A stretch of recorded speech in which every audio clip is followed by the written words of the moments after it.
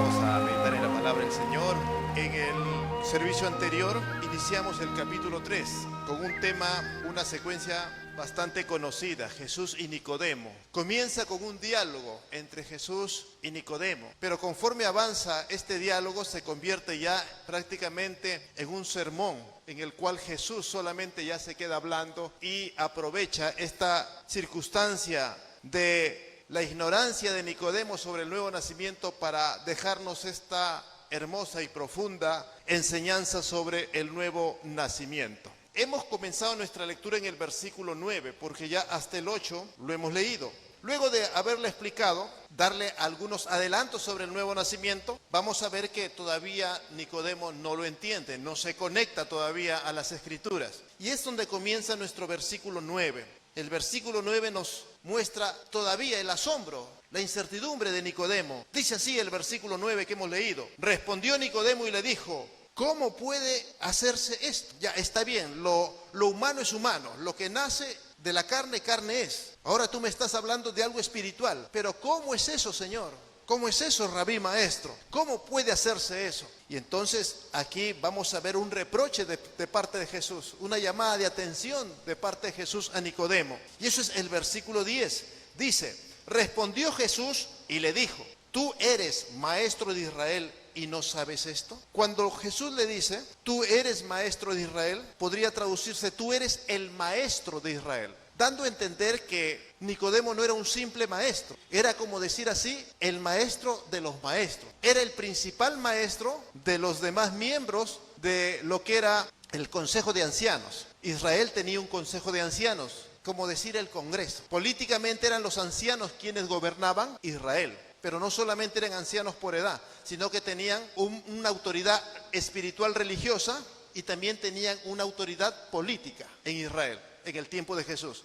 Entonces, dentro de ese consejo de ancianos, el Sanedrín, como se conocía, Nicodemo era miembro de él. Ahora, dentro de ese consejo de ancianos tenían que ser personas de edad, sí, pero muy preparadas en lo que es las Escrituras. Todos eran maestros, pero Nicodemo, al parecer, era el maestro de todos los maestros. Era el referente a quien el resto de miembros del Sanedrín en cuestiones espirituales habían de consultarle, preguntarle. Entonces, la posición en cuanto a conocimiento de las Escrituras de Nicodemo era bastante alta, pero estaba desconectado de la realidad. Estaba desconectado su conocimiento de las Escrituras con la práctica diaria. Es triste, hermano, de aquí una reflexión, y tanto en el tiempo antiguo como en este tiempo, tal vez ser creyente, ser parte de una iglesia y no haber nacido de nuevo.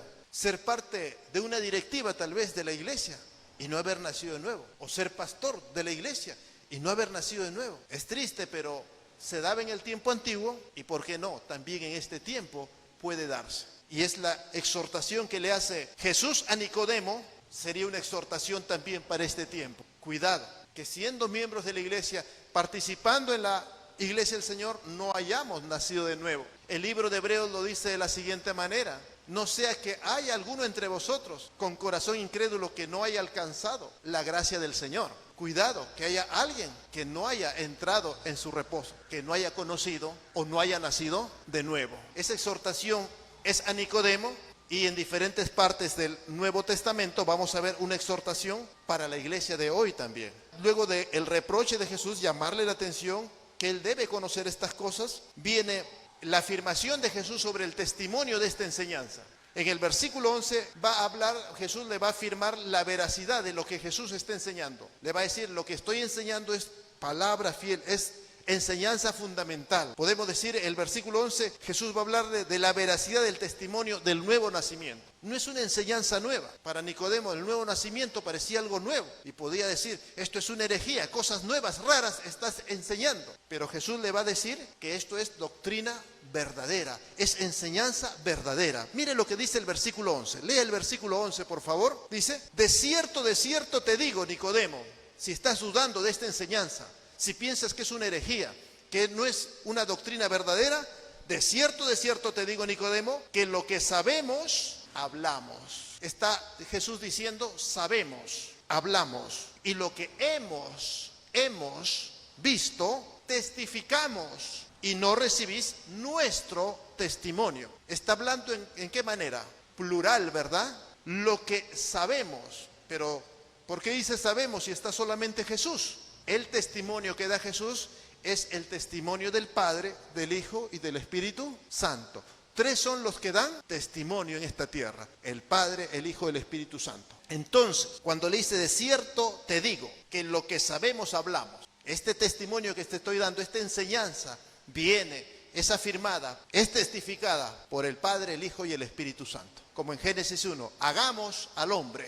Es aquí, en representación de la Trinidad. Lo que sabemos, hablamos. Lo que hemos visto, testificamos. Y no recibís nuestro testimonio. Estás rechazando, Nicodemo, estás dudando de esta enseñanza, pensando que no es una enseñanza verdadera, pensando que estoy enseñando herejías. Estás rechazando el testimonio del Padre, del Hijo y del Espíritu Santo. Luego ya en el versículo 12 le va a decir: Nicodemo, esto que te estoy enseñando no es algo espiritual, es algo real, algo que ocurre aquí en la tierra, en la vida presente. Mire lo que dice: si os he dicho cosas terrenales y no creéis, ¿cómo creeréis si os dijere las celestiales? Tal vez para muchos puedan creer que el nacer de nuevo, que Dios ponga en nuestros corazones su palabra, su espíritu. Tal vez Nicodemo y muchos de los compañeros de Nicodemo, tal vez muchos de los maestros de ese tiempo estaban diciendo: eso ocurrirá en la vida futura, eso ocurrirá cuando estemos allá en el cielo. Hoy día mucha gente piensa eso, que tener un nuevo corazón, una nueva vida en Cristo es algo irreal. No, eso será cuando estemos allá en el cielo. Aquí la vida es vida, dice, ¿no? Aquí las cosas son reales. Y lo ven, el nuevo nacimiento, hablar de nacer de nuevo, hablar de tener un nuevo corazón, lo ven como algo para el futuro. No, hermano, es algo terrenal, algo que va a ocurrir aquí en la tierra. Es para este tiempo en que vivimos. El nuevo nacimiento no es para el futuro, no es para cuando estemos en el cielo, hermano. Es para este tiempo. El cambio de vida, el de vivir una vida en depresión, una vida totalmente ajenos a la voluntad de Dios, y despertar a una vida nueva, de amar a Dios, de entregarnos todo a Él y seguirle de todo corazón, es algo presente. Que Dios pone sus leyes en nuestros corazones, pone su voluntad y su espíritu en nosotros, es algo acá, del tiempo presente. Eso es lo que quiere decir. Eso es lo que quiere decir el versículo 12. Dice: si os he dicho cosas terrenales y no lo crees, ¿no? Tú no crees que esto puede ser posible acá. Hay gente que dice: no, eso no se puede. Somos carne y siempre vamos a estar pecando. Sí, es cierto, pecamos, pero no a la manera antigua. Antes pecábamos y nos deleitábamos o ni nos inmutábamos ante el pecado. Ahora no queremos pecar, no queremos pecar. Nos esforzamos cada día por agradar a Dios y queremos agradar. Y cada día Dios va perfeccionando en nuestra vida la santidad y el amor. Aunque tropezamos en el pecado todavía, pero ya no es como antes. Ya no lo buscamos, ya no nos deleitamos. Pero lo del nuevo nacimiento es terrenal, para este tiempo. Dice: si os he dicho cosas terrenales de aquí, que van a ocurrir aquí en la tierra, no me crees, ¿cómo creerás si te hablo de las cosas del cielo?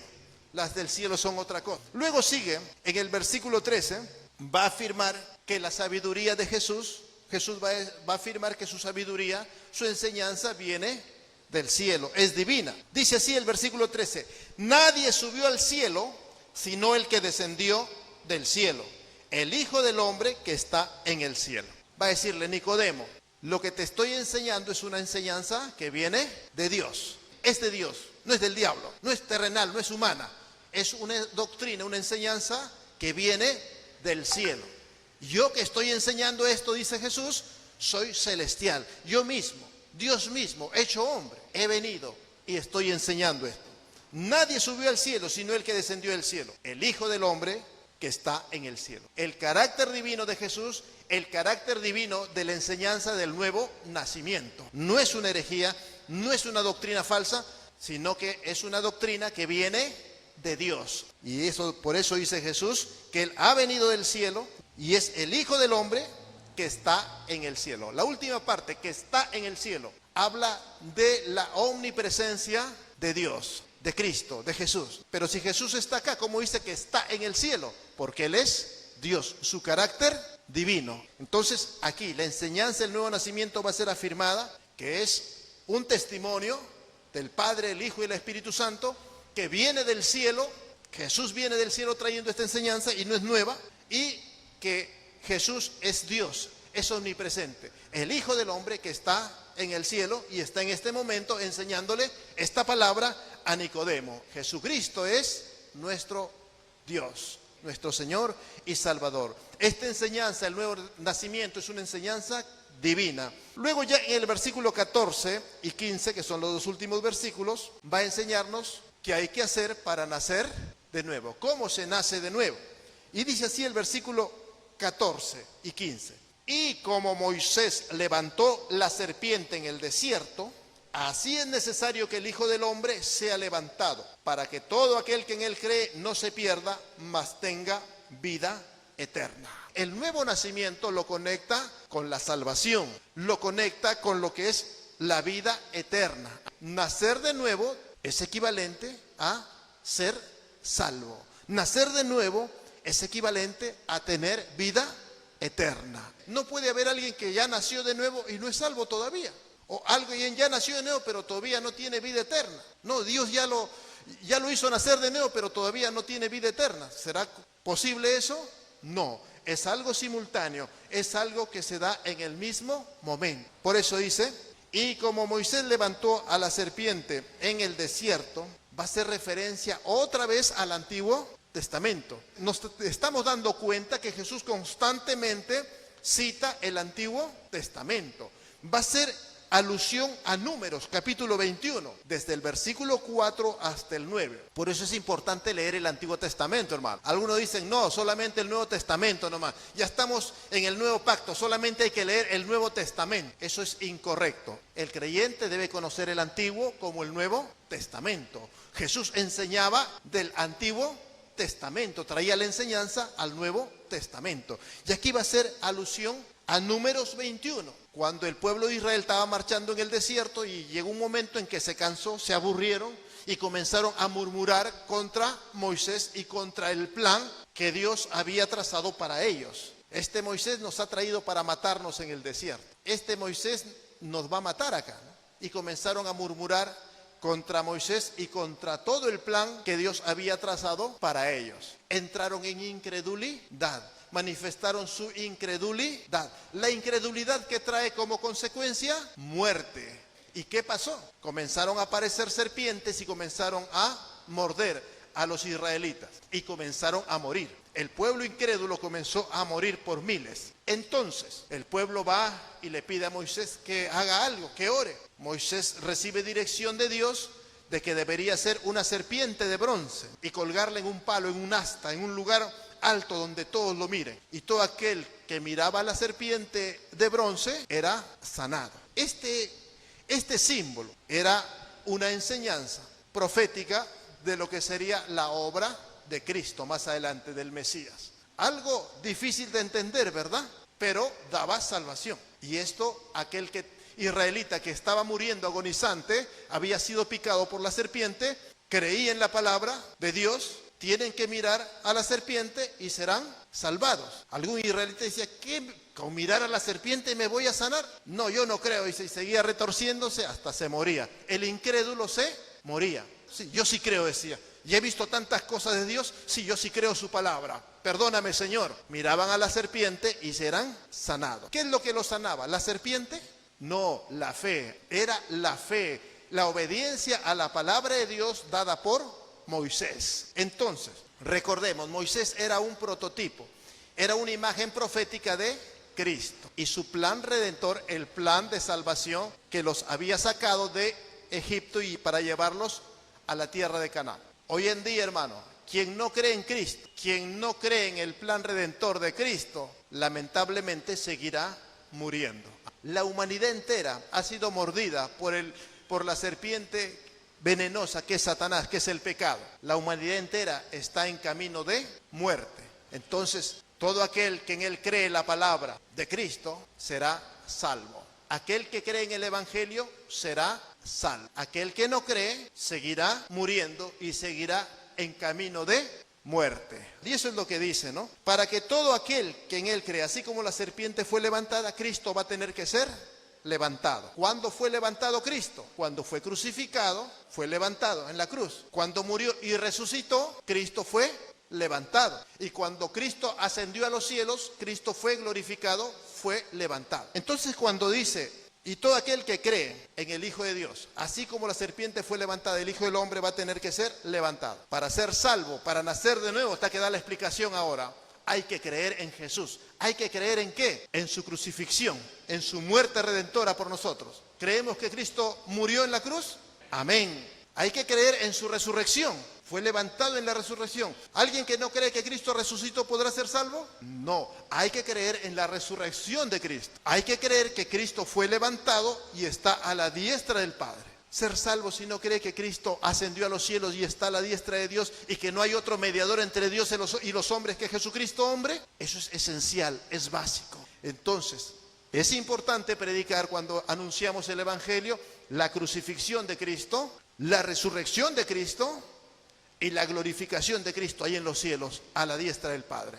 No hay otro mediador entre Dios y los hombres que Jesucristo hombre. Para que todo aquel que en Él crea, que crea en esto, no se pierda, nazca de nuevo, quiere decir que no se va a perder, no está en condenación, sino va a tener salvación y vida eterna. Cuando compartimos el Evangelio, hermano, que no falte esto: la muerte de Cristo, la resurrección de Cristo y la obra intercesora de Cristo hay en el cielo. Dios nos bendiga, Dios nos fortalezca y salgamos pues y compartamos estas verdades importantes que son necesarias para nacer de nuevo, en nuestra predicación, en nuestro compartir a nuestros familiares.